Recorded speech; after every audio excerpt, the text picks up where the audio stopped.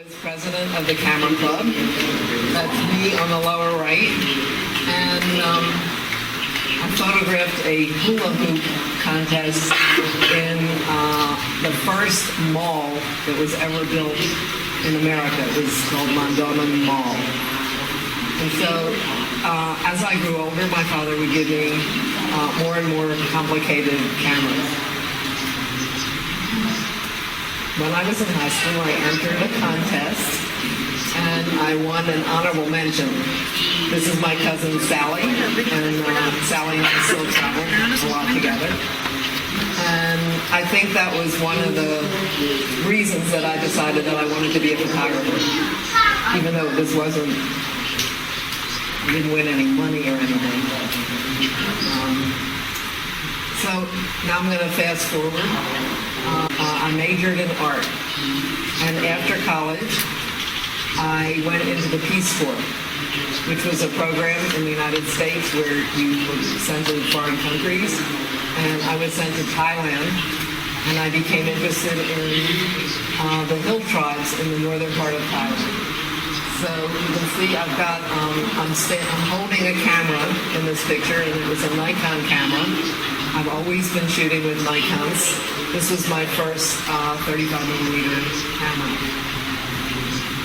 And I was interested in these tribes because the clothing that they wore was so elaborate. It was embroidered. And I've always had an interest in like the art of everyday life.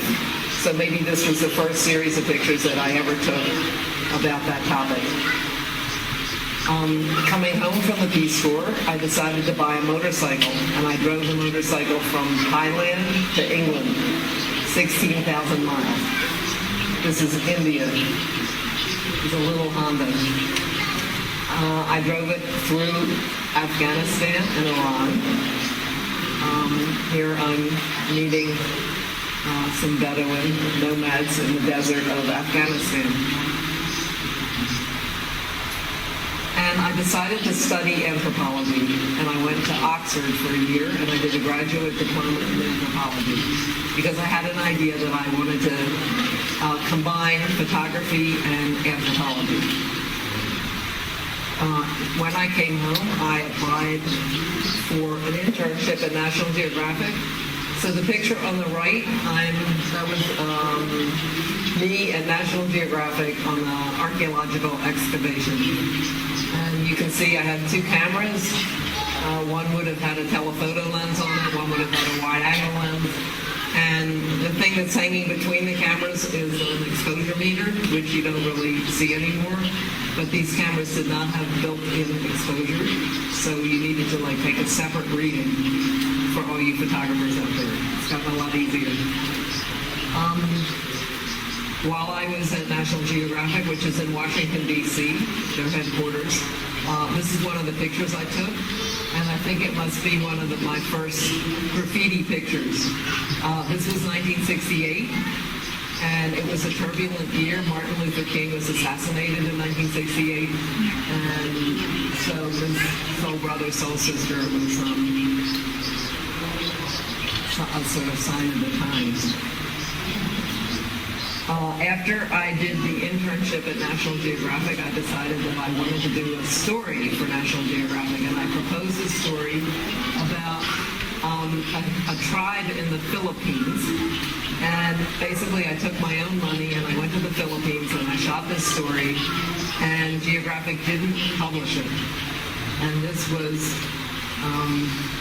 at the time, it was incredibly disappointing. So I got married.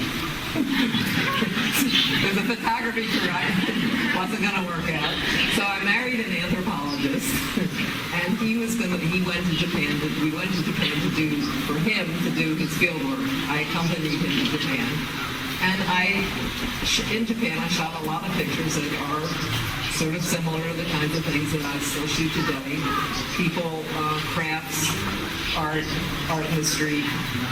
This was an umbrella factory in Japan. You can see I'm still shooting two cameras, both I started doing stories for Japanese publications.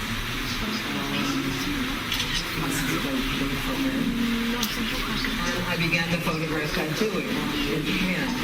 Now in Japan, this is totally underground, or it was. It's a little more above ground now. And so, and now today, as you probably know, there's an overlap with graffiti art and tattoo art. A lot of graffiti artists also do tattoos and vice versa. And I'm sure there are plenty of people in the audience here who have tattoos. I was able to take quite a few pictures and work my way into this. These are gangsters, a lot of them. And I tried to publish this story, and I was not able to publish it. So for all of you people that are trying to be photographers, you definitely need to get used to being rejected. When I came back, my husband, who's now my ex-husband, got a job in Rhode Island teaching anthropology, and I got a job with a little newspaper called the Narragansett Times. And so I worked for this little newspaper for about a year. And it was actually very good practice to get sent out on assignments and have to take pictures of whatever they told you to take pictures of. But I wanted to go to New York, and so I just did. And we commuted, my husband and I, for 5 years from Rhode Island to New York, which was about 4 hours commute. And I got a job with the New York Post. And you can see, and that's me in the middle of that picture. Those were the photographers for this. This was a daily newspaper in New York City, and I was the only woman at the time. I mean, now it's very common to have female photographers, but then, this is 1977, it was unusual. And one of the things that we had to do was to take pictures that they called weather pictures. And if it was sunny or rainy or snowy, we were supposed to take a feature photo that illustrated that. And so I began driving through this neighborhood on the Lower East Side, looking for those kinds of pictures. We also had to cover hard news. This was a nuclear leak in Pennsylvania. And we covered celebrities, Muhammad Ali and Sophia Loren, and Salvador Dali. Those are, of course, in New York City, sooner or later, every celebrity. So these are all pictures that I took while I was working in the Post. And this is an example of a weather shot that I took. And just a pure feature photo. While on vacation from the Post, I went to Haiti. I don't know what it's called in Haiti. Anyway, you know what it is? You know what country it is. I saw children there who were making their own toys. Like these little boys were making cars out of tin cans. This little boy was making absolutely beautiful kites to sell from little sticks and tissue paper. And to think about whether I could find similar photos back in New York. Those weather photos that I was talking about. So I started, while I was still working for the Post, I started looking for examples of children, youths, that made their own toys or were doing something creative. Especially if their parents weren't watching. So these kids had a clubhouse in an abandoned building, and they were doing like military drills with wooden guns that they made themselves. I especially admire the adventurous kids. So while I was pursuing that, the boy on the bottom right showed me his notebook and explained to me that he was practicing to write his name on a wall. And his name was E3, his nickname. And before that, I actually had no idea what the letters that I was seeing on walls were. It was not commonly known that these were nicknames. That's the same boy with the pigeon, so I had been photographing him with his pigeon coop, and then he showed me this little book. And then when I expressed interest, he said that he could introduce me to a king. And the king was Gandhi, as a lot of you have probably heard. And so I wound up interviewing Gandhi. I took a friend of mine with me because I was afraid that they were going to steal my cameras. And that's me in Gandhi's basement. You can see the tape recorder on the table. And that's Gandhi and his friends.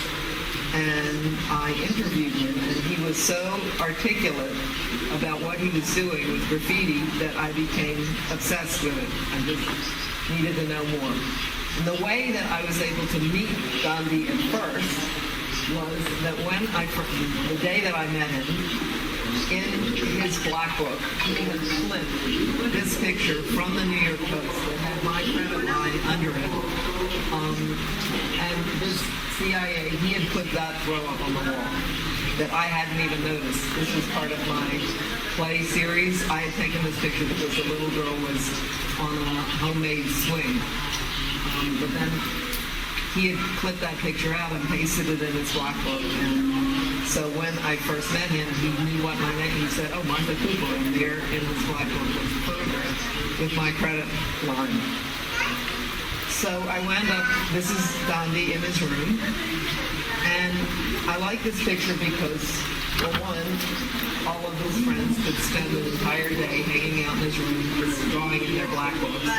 But also, Gandhi is holding a photo album of his own photos that he took with a disposable cardboard camera. And people are always asking me, well, how did I connect with this scene? Well, one of the ways I connected, or the most important way, was that his photography has always been important in the graffiti world because it's a way of preserving the piece. Generally, it's a very ephemeral art form. The pieces, they might not even last a day. They can get crossed out or transit could buff them. And this, of course, happens even more today. Gandhi told me that sometimes he wouldn't even do a piece on a train unless he had a camera to record it. But his camera wasn't very good, so I, of course, had a better camera and I could give him the pictures, and I always tried to get the photos of pieces back to the artist. This is an example of Bible. So finally, I think I've been looking into graffiti for about a year, and I finally said to Gandhi, well, I really want to go to the yards because I really want to see how you get a big piece on a train overnight. It was hard to understand without seeing. So I did go to the yards, and this is the piece. I'm sure many of you have seen this picture before. And you can see I'm going back. He's holding a book with a sketch that he had done before. The character of Gandhi was from a Bondo Day underground comic book. You can see, if you look at the bottom of the D, you can see a little MC. That was for me to keep me up. I began to go to the Bronx regularly to try to capture photos of the best pieces as they ran above ground. This is what the South Bronx looked like. The buildings were totally bombed out. It was dangerous. It was full of drugs. I had a car, so I would drive around and park it by a train line. Sometimes I would stand on top of my car and just wait for trains to go by. And if you look at these pictures, you might think that they went by frequently, but in fact, you could wait for 5 or 6 hours and never get any pictures. Eventually, the artists, the writers, started calling me and telling me when they had done a new piece, and this was the 2 line, and the 2 line never turned around. So they could tell me whether it was what we call the morning side or the afternoon side. The morning side would have been, the light would be hitting it in the morning, and the afternoon side, the light would be hitting it in the afternoon because the trains ran north and south. And of course, I wanted to take the picture in the best light. This was one of my favorite pictures. I actually did not know that this train had been painted. It's Duster and Lizzie. Duster and Lizzie were a couple. And it's in straight letters and wild style. And the 2 cars had consecutive numbers on them, which meant that transit was not going to pull those cars apart. So as long as those 2 pieces ran, those 2 cars were going together. This is a piece by Futura. It's a very famous piece because it's a breaking, he calls it this break piece, and he was breaking away from the tradition of writing letters for your name. This is pretty much an abstract piece, and you can see part of the Zephyr piece on the right. So I don't think I knew this piece was coming either, and I feel like I was very lucky to get this picture. So I was still working for the New York Post, and one day I got assigned to shoot what was supposed to be a riot in the northernmost part of Manhattan. And when I went, they had arrested a lot of little boys. And I wasn't supposed to take a picture, so I just snuck this picture. It's the best picture I have. You can kind of see how young these little kids were. But the cops explained to me that they had been fighting over shirts because they were having a dance contest and spinning on their heads. And so that sounded so interesting. This is what they had confiscated from the kids. But when I saw the markers in the spray can, I knew that it was somehow related to graffiti. So they kept the kids that had had the guns and the knives, but they let the littler ones go. And I asked them to please show me what they had been doing. And you can see we're outside the police station. This is a police station inside the subway. You can see the cop is in the door watching. So they demonstrated this dance that they actually called it rocking. They did not call it breaking. And see, they had shirts with letters on them, and that's what they had been fighting for, because they'd been arguing the dance contest. You were supposed to get the other guy's shirt. So I contacted a dance expert, a writer, and we tried to find more about this, whatever it was. And I asked Henry Chalfant, who I know a lot of you have heard him talk, and he managed to find Crazy Legs. So this is a picture on a playground that was actually quite near to where I live on the Upper West Side. It's now called Rocksteady Park, if you've ever been to New York. And this is the Rocksteady crew. An early picture of them. That's Crazy Legs. Little Crazy Legs.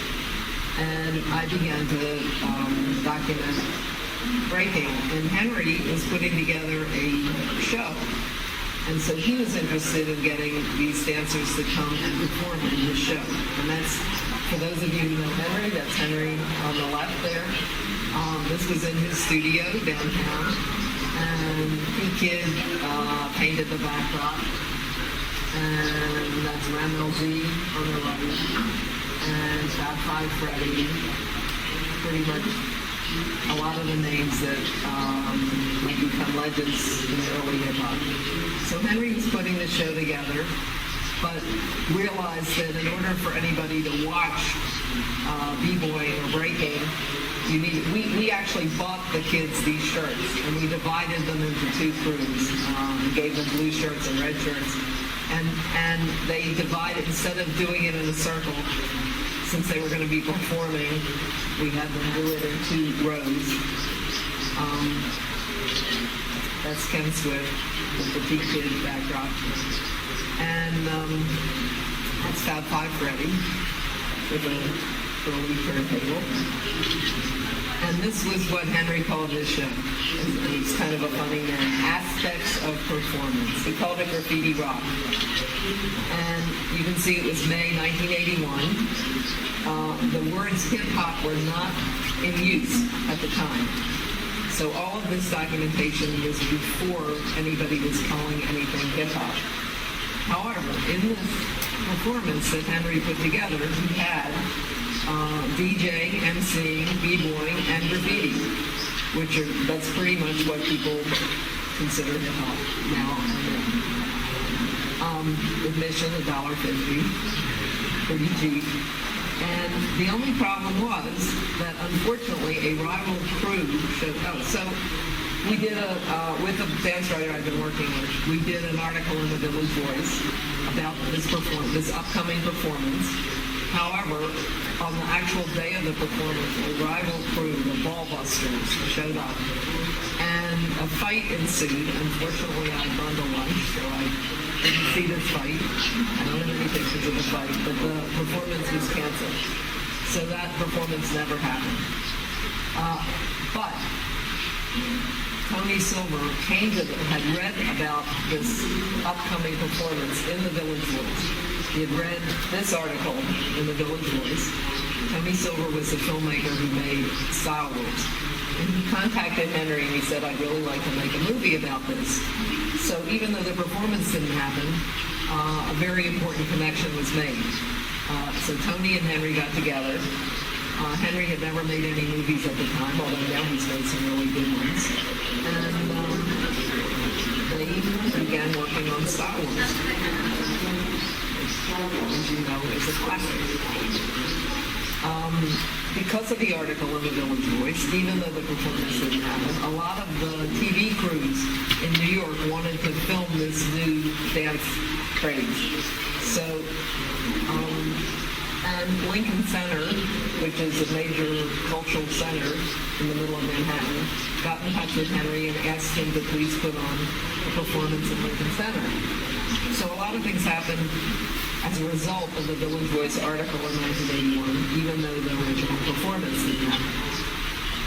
That's Frosty Freeze, rest in peace, at Lincoln Center. Through some of the same kids, I met Charlie Ahern, who was making another film called Wild Style. And Charlie asked me to come down in Riverside Park, right below where I still live, to take pictures of this wall that he was painting to do some publicity stills. So this was a very informal photo shoot, but I'm sure that anybody who's interested in it has come across at least one of these pictures at some point. And finally, I have this in here because this is the first example. So you can see that here we also have graffiti, b-boy, DJ, MC, all of the elements of hip-hop. But it wasn't until 1981, I think that's what this is, no, 82. This is the first example, and I've looked through everything I can find, where the words hip-hop appear in print in an interview with Africa Bambaataa. So a lot of things were going on, and people were documenting various parts of them, but it hadn't really coalesced into what we now think of as hip-hop. So when people ask me, well, why did you start photographing hip-hop? I really wasn't photographing hip-hop. I was just photographing things that I thought were interesting, and they happened to turn into hip-hop. So I continued to photograph doing some magazine articles. This was for a children's magazine for National Geographic. I'm showing you this picture because it's one of the ones that the 13 pictures that, I don't know if any of you have seen them, out in the park. This is one of the ones that I chose. This is also in my neighborhood. This is around 96th Street if you've been to New York, and Broadway. Not everything is happening in the Bronx. This is what began to happen was that club promoters began bringing various acts downtown in the clubs, and that's Keith. You can see Keith Haring in the picture. That's Stowe's performing, and this is just a small club called the Grill. I think the kitchen. 1982. That's Keith Haring in the blue shirt watching this, and it's a catalog that he signed for me with a little boy on it. So I actually think that people like Keith Haring made it very hip to go to these clubs, because Keith Haring was already a well-known artist, like better known than any graffiti artist at the time. And people wanted to go to the clubs that Keith went to. So by he supported graffiti and b-boying, etc. He kind of just made it hip and trendy to go there. Again, that's around on the right. So this is a television program called Graffiti Rock. It never really went anywhere, but it's run DMC. Again, we have graffiti, b-boy, MC, DJ, all of the elements were in this show. I shot the stills for Beat Street.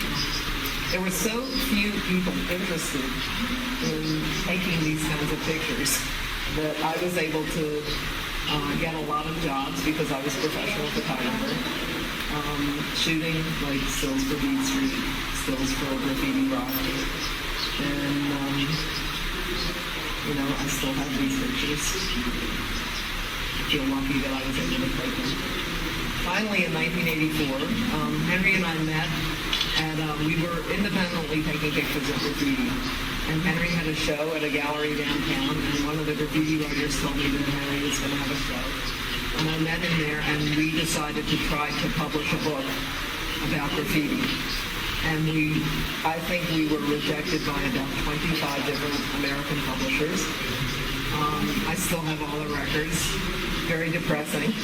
We made a huge portfolio with all the pictures and the text, and finally we decided to take it to the Frankfurt Book Fair in Germany, and we were able to sell the idea to Thames and Hudson in England, and this is what they published, Subway Art.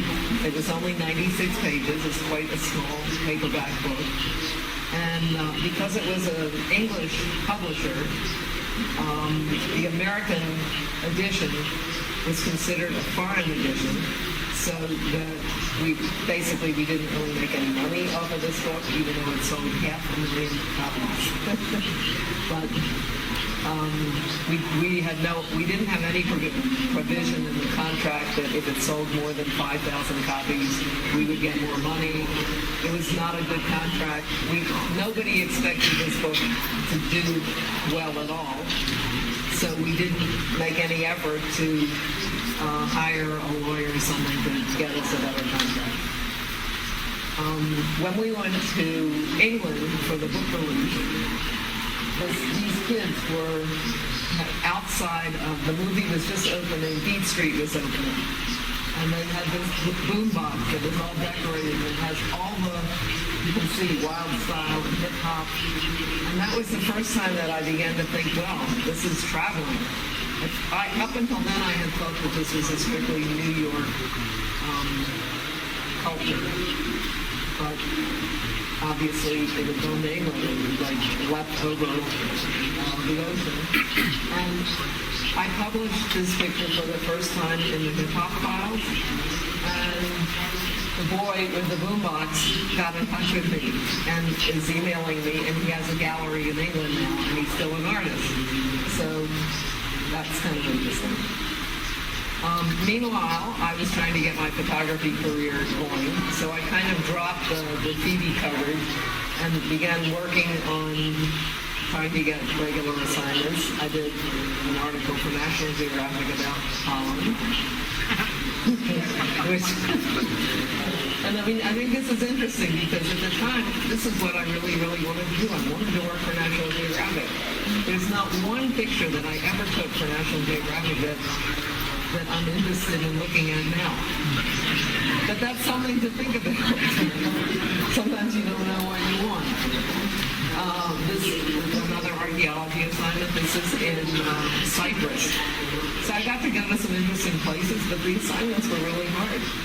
And technically, like setting up lights and trying to, these were not easy things to do. And what were you trying to light? Like a bunch of old stuff. Okay, now we're fast forwarding to what am I doing now?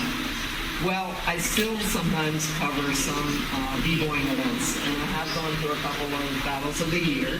This is Lilu winning a Red Bull Battle of the Year. No, not Red Bull, sorry, but a Battle of the Year in Germany. I began to get interested in what role women were playing in hip-hop. So I shot a book about B-girls. And I know I met at least one bee girl from Mexico yesterday who did a nice freeze for me. Okay. I was finally, after 40 years, I got this book published. It actually took me 40 years, but I was able to publish this book about Japanese ketchup. A lot of artists are now using my photographs with permission for their art, their inspiration. This is a wall that Alex Boyd painted from one of my old street play photos. It's in East Harlem. It's still there now. This is Aiko, Lady Aiko from Japan. She used one of the tattoo pictures from her stencil. I've done a couple of collaborations with Shepherd Ferry. There's those boys with their wooden guns in the clubhouse. And he put an enormous one on the rock in Soho when he had a show. A huge wheat paste, and also has a smaller wheat paste that he regularly uses. I'm working in Baltimore now. This is another artist, Jetson Morama, who used one of my Baltimore pictures for a wheat paste. This is Gaia. I'm sure Gaia's from Mexico. He used one of my old pigeon photos. This is the boy in this picture is the boy that introduced me to Dandy P3. This is NASA from Argentina. I think this is a very clever use of that photo. I'm sure you've seen lots of versions of this. This is a favorite for promoted. People don't always ask my permission.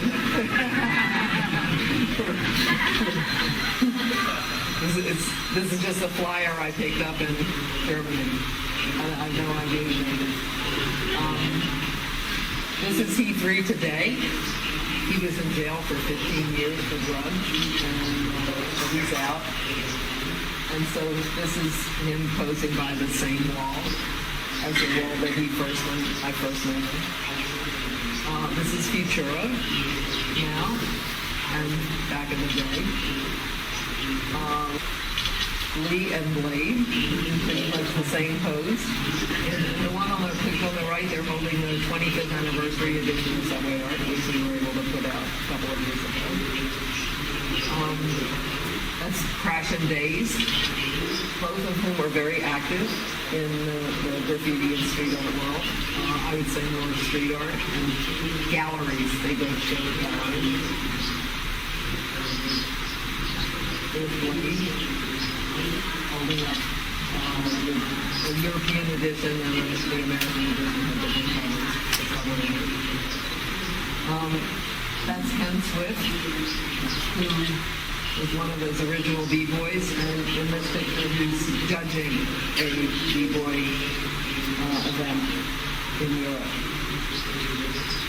This is my room at a big show at MoCA, the Museum of Contemporary Art in LA. And this is when I first decided to get the portraits of people that I shot. And many of these are the same ones, and most of these are the same ones that you'll see where you've seen if you painted. I reprinted them and we have a set here. So there was now, this was the first really major graffiti street art exhibition in the United States. And Duster showed up. This is the guy that painted the Duster Lizzie train on the right. I hadn't seen him for maybe 25 years. And he lives in California. And now there are graffiti and street art events all over the world. And I'm going to a lot of them. This one is in Puerto Rico. I just came from this one in Hawaii. And the artists at these events, the artists are being brought from all over the world. So it's a great opportunity for them to meet each other. And there's sort of a street art graffiti circuit that they're on. I think it's pretty exciting. This is, I'm sure you recognize Sonner and Sago. I met them in Miami a couple of years ago at Wynwood Walls. It's a street art complex in Miami. This is Roa in South Africa. And this is a project that I'm working on now in my hometown of Baltimore. I bought this house in a very poor neighborhood, a tiny little house, and I'm trying to document this neighborhood, which is quite a difficult neighborhood. Like the South Bronx, there are a lot of boarded up buildings, but I'm looking for life on the street. I wanted to get back to my street photography. I'll just show you a few of these. I'm always interested in people that are doing creative art in everyday life. Halloween, this is Halloween. So the neighborhood that I'm documenting in Baltimore is called Soweto, for Southwest Baltimore. But the person that started calling it that named it after Soweto in South Africa. So I was lucky enough to be invited to a street art event in South Africa, in Johannesburg, and I wanted to go to the real Soweto to see what it was like because I've been working in Soweto. And I found that there were a lot of similarities. So I put together a little zine, and I'm going back to South Africa next week for the third time, and I'm still working on this project. And I'm comparing Soweto and Soweto. So these pairs of pictures, the picture above is South Africa, Soweto, and the picture to get the portraits of people that I shot. And many of these are the same ones, and most of these are the same ones that you'll see where you've seen if you came in. I reprinted them and we have a set here. So there was now, this is the first really major graffiti street art exhibition in the United States. And Duster showed up. This is the guy that painted the Duster Lizzie train on the right. I hadn't seen him for maybe 25 years. And he lives in California. And now there are graffiti and street art events all over the world.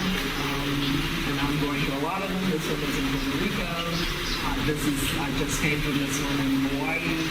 And the artists at these events, the artists are being brought from all over the world. So it's a great opportunity for them to meet each other. And there's sort of a street art graffiti circuit that they're on. I think it's pretty exciting. This is, I'm sure you recognize Sonner and Sago. I met them in Miami a couple of years ago at Wynwood Walls. It's a street art complex in Miami.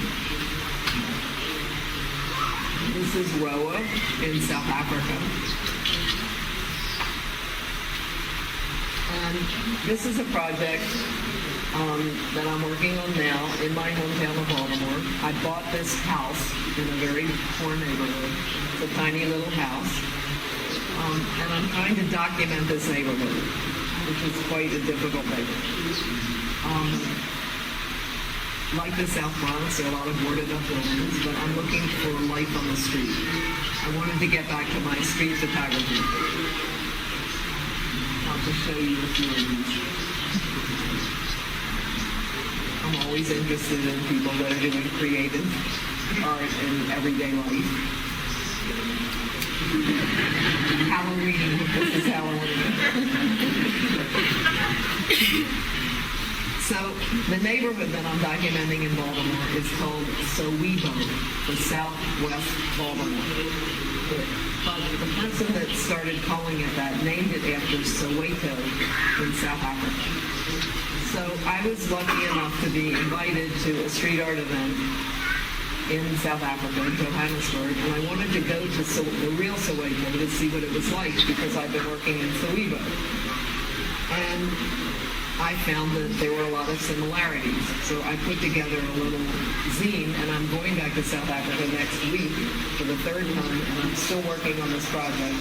And I'm comparing Soweto and Soweto. So these pairs of pictures, the picture above is South Africa, Soweto, and the picture below is Soweto, Baltimore. So just to show you, I'm trying to do a little bit of everything.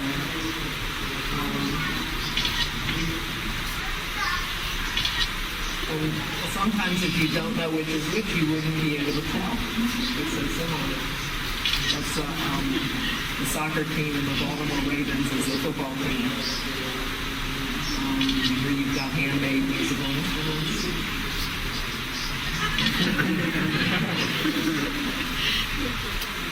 Baltimore's famous for its crabs. So the guy on the right is cooking crabs. The guy in South Africa is cooking meat.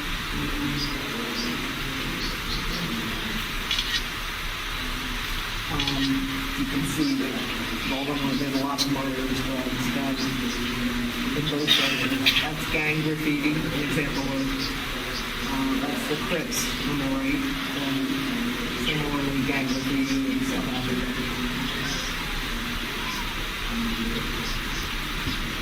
I'm just showing, this is a project that I'm working on now. And graffiti in both places. So another thing that I've been doing is I'm sort of the official photographer of the Houston Street wall. This is a big wall on Houston Bowery, and it was first painted by Keith Haring in 1982. But now it's you can see in this picture on the upper left corner, it's missing the corner. Now the wall has facade over it, it's been built over it. And it's a curated wall, and it changes every 3 months or so. So, well, you can see all the different artists here. Barry McGee did a wall that was full of tags. Pratt did a wall that was sort of graffiti derived. Kenny Sharp is an old school graffiti street artist. But a lot of these are, and Obey, Shepherd Ferry. I'm sure you can recognize a lot of these walls. Here's this wall by Revoke and Pose, incorporated the Gandhi piece that you can see if you look on the left bottom side. You can see that, and of course they know about that piece from this photograph. And for my 70th birthday, a lot of artists got together and painted this wall as a tribute, which was an amazing, amazing surprise.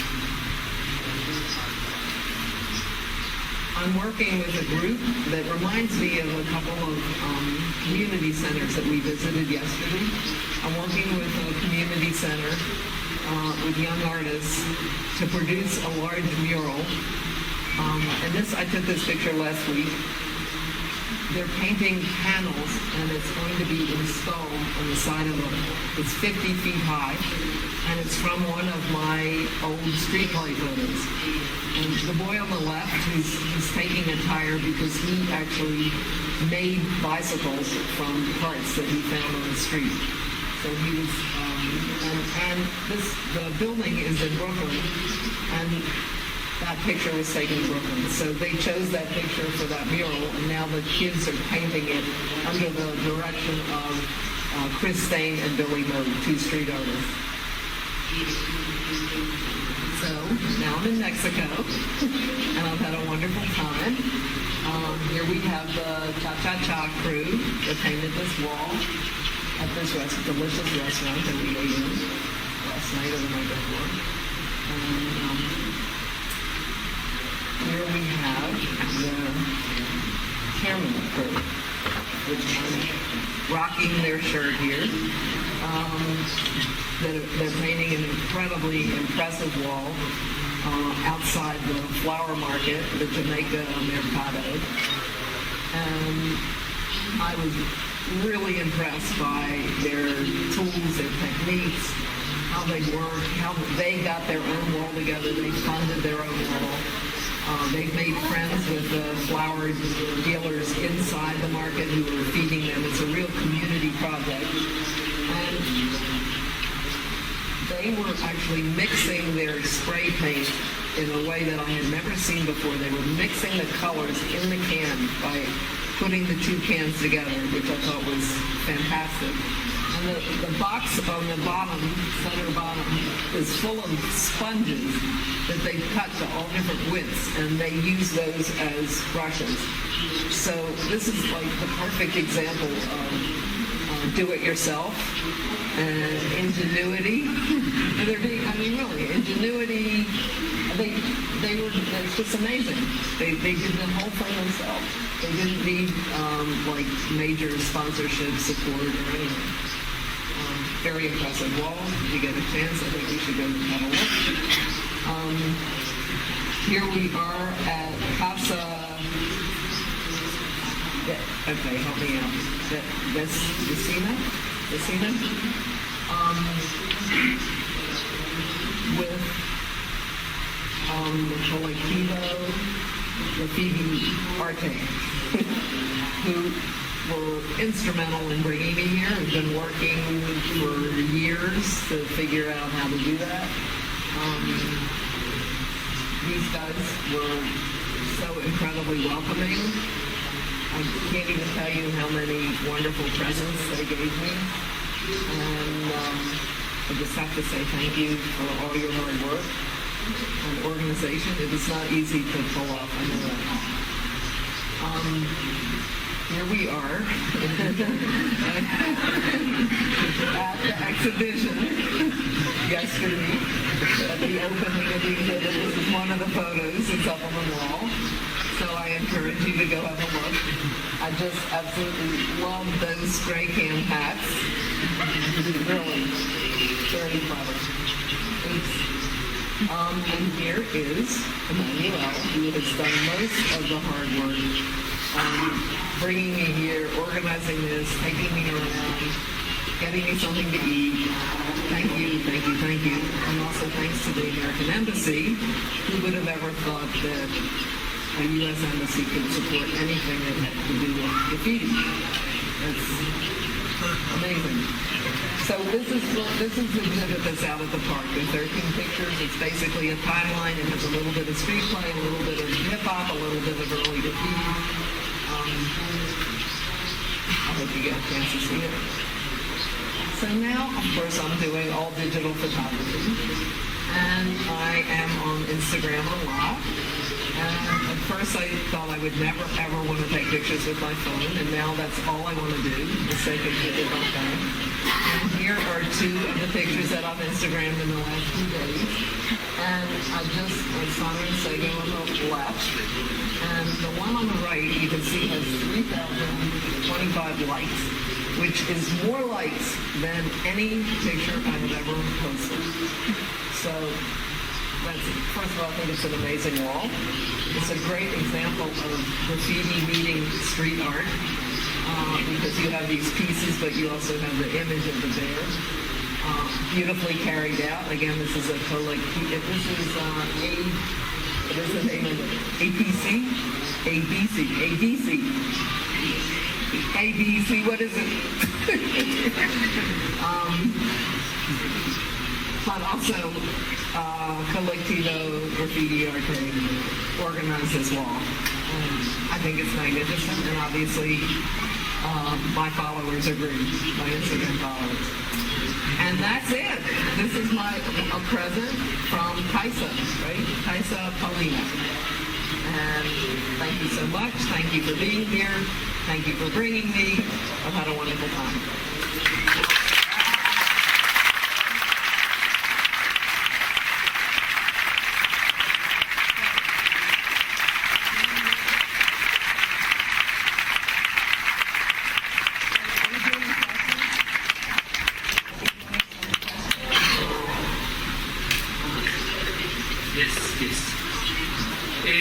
Vamos a hacer una pequeña ronda de preguntas y respuestas. Nos gustaría que sean breves, directas, para que podamos seguir dando paso al programa. Entonces, vamos a ir por las primeras 5, ¿les parece?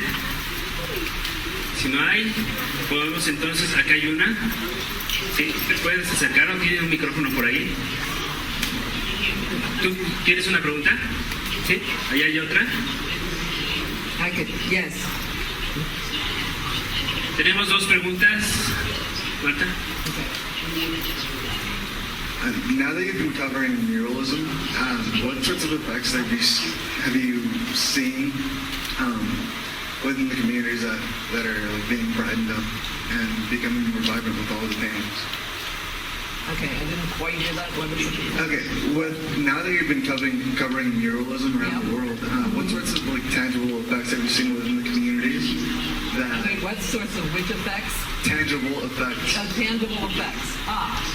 I'm not just covering murals. I'm like interested in all kinds of ways art is being inserted in the communities, and I'm interested in things. For example, Swoon has a program building little houses in Haiti.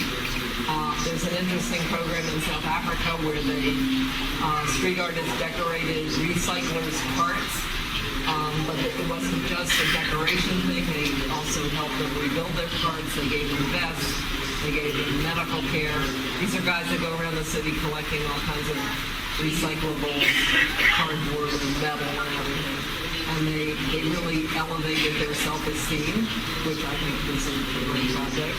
In Baltimore, there's a project where they're painting murals on abandoned buildings that are in neighborhoods where the landlord has just let the building go to waste, and where they're rat infested and everything, and they're putting a QR code on the building, and if you read the QR code, it goes to a website that lists all the different violations that the landlord has. So they're basically embarrassing landlords. I have to say, in a lot of cases, I think that the murals are real estate projects, and sometimes the results of that are not all positive, because sometimes it's a chain of events that drives out the people who are living, artists move in, and the people who are living there can no longer afford to buy the rent the apartments. So those are the kinds of things I've seen. Is that sort of what you meant? Is that okay? Anybody else? I'm just curious about the girl that eats in front of you the freeze. You were talking about a Mexican girl, eat a freeze in front of you. Oh yeah, she was a bee girl that met not here. I don't think I even got her name. But why, did you see her? Yeah, no. I was asking about. She came yesterday, and she said that she knew my friend Mika, who was the woman who had written the Bee Girl book. She said, I'm a bee girl, and I said, let's see it freeze, and so she did. So Mexico has a bee girl crew, but unfortunately I didn't get her name. Oh, okay, thank you. Sorry. ¿Alguien más? ¿Qué una? Uy, ¿qué pasa?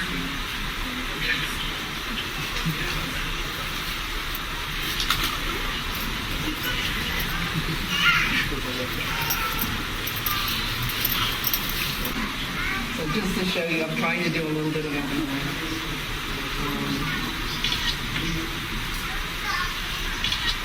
And sometimes if you don't know which is which, you wouldn't be able to tell. It's so similar. That's the soccer team and the Baltimore Ravens is the football team. Here you've got handmade musical instruments.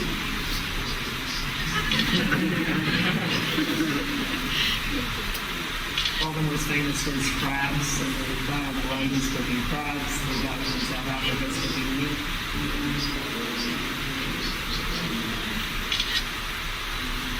You can see that Baltimore did a lot of murders, drugs, guns, in both places. That's gang graffiti, an example of, that's the Crips on the right, and similarly gang graffiti in South Africa.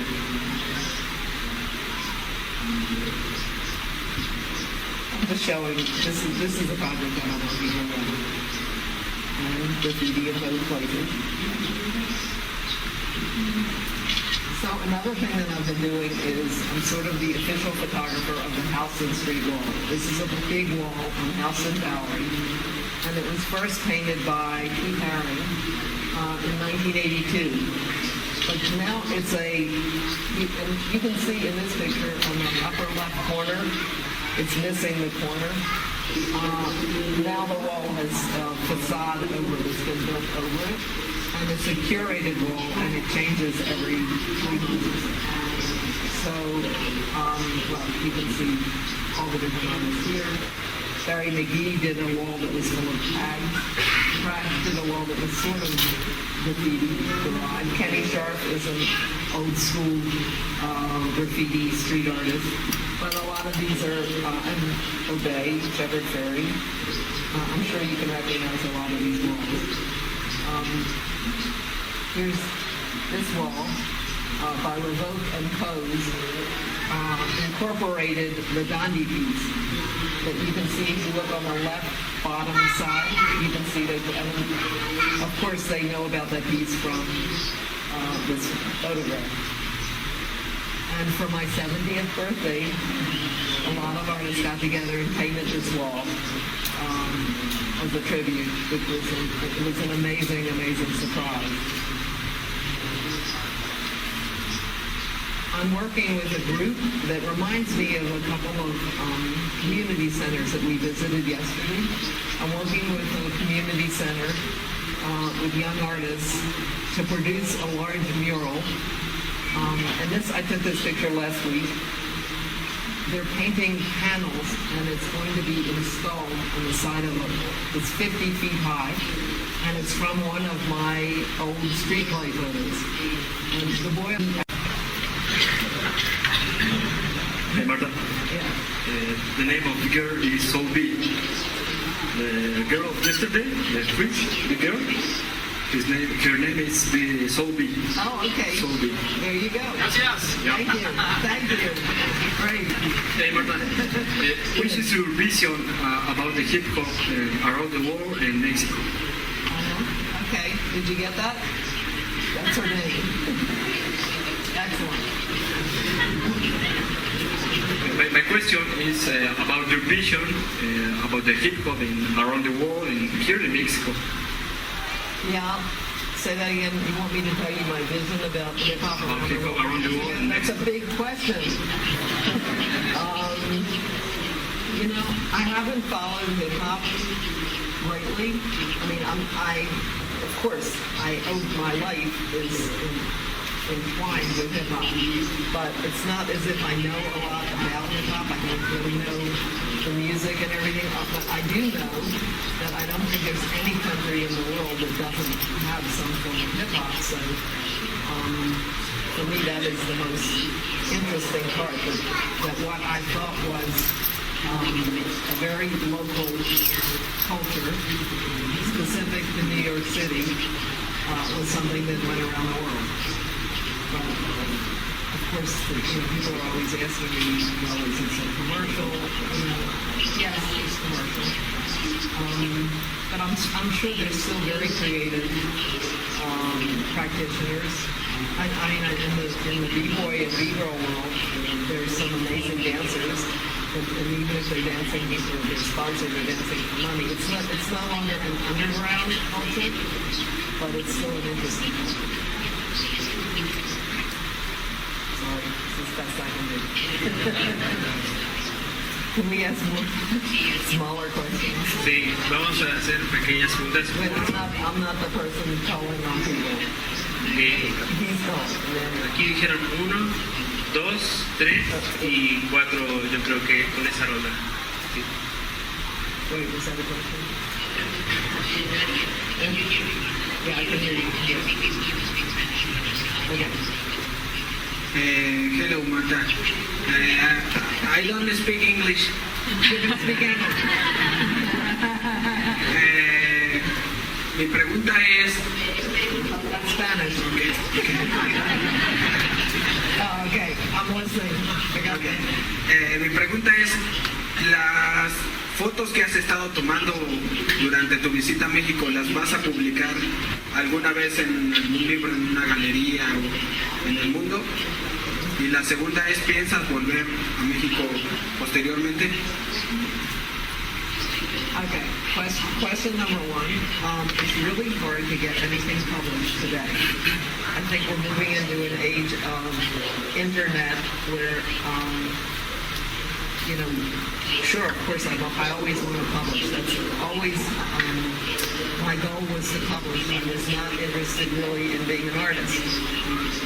But lately I've had a hard time getting anything published, so I don't know if I'll ever publish any of the pictures I'm taking today.